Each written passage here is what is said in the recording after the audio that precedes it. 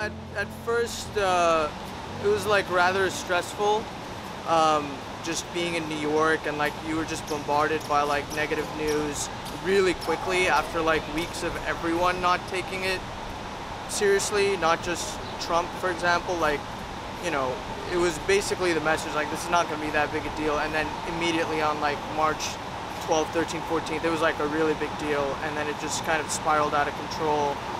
So like I live alone, and you know, it felt weird to be alone, and then as the realization set in that okay, it's actually going to be like this for like a while, it caused some like you know, stress a little bit. But then after like the first week or two, you realize that it's something to take seriously, but like it's nothing to be like perpetually fearful of and like paranoid about. And you know, get out of the house. I was going running a lot. I was like cooking a lot of Indian food. I'm Indian originally, and like revamping that and like redoing my house, and like it soon became like this opportunity to do like stuff I've always wanted to do. Like I was a DJ at one point, or like a aspiring one. I took out all my DJ equipment, and like, you know, after 4 or 5 years to try and revamp that.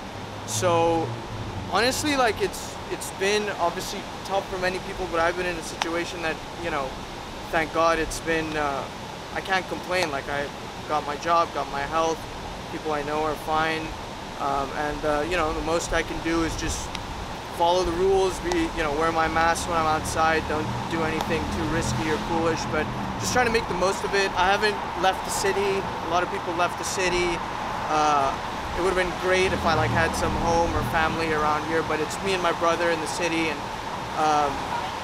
he doesn't live with me, but he lives close by, and it was great to see him. We hung out way more than we normally do, and really great to have him around and see him. And it was kind of weird, like we were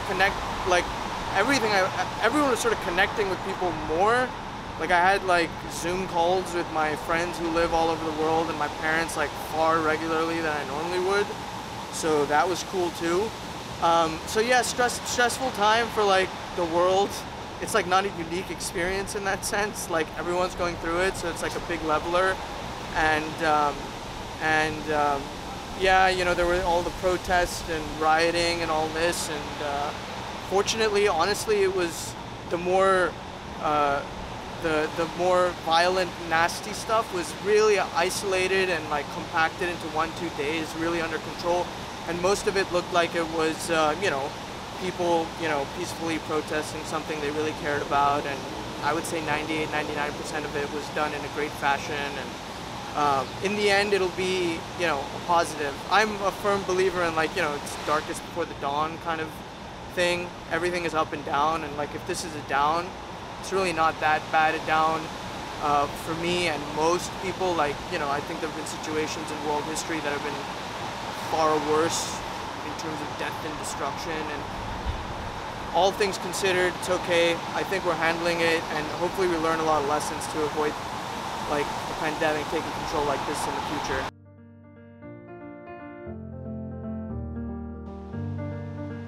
It's been just as anything. There've been phases, you know, but it's all personal. It's a lesson to be learned to deal with difficult situations, and if you deal with it, no matter how difficult it is, you'll be happy that you were able to deal with it. So it'll fluctuate, even in the coming months, I'm sure. I don't think it's perpetual unhappiness or perpetual happiness, just like anything in life. It's normal now. It's like part of life, so it's something you learn to deal with. Definitely times I've been stressed and unhappy by it. Well, also times where I've been like, this is amazing. I'm like jogging at 4 in Central Park on a weekday. That's not gonna happen. Like, let me take advantage of this kind of thing. So.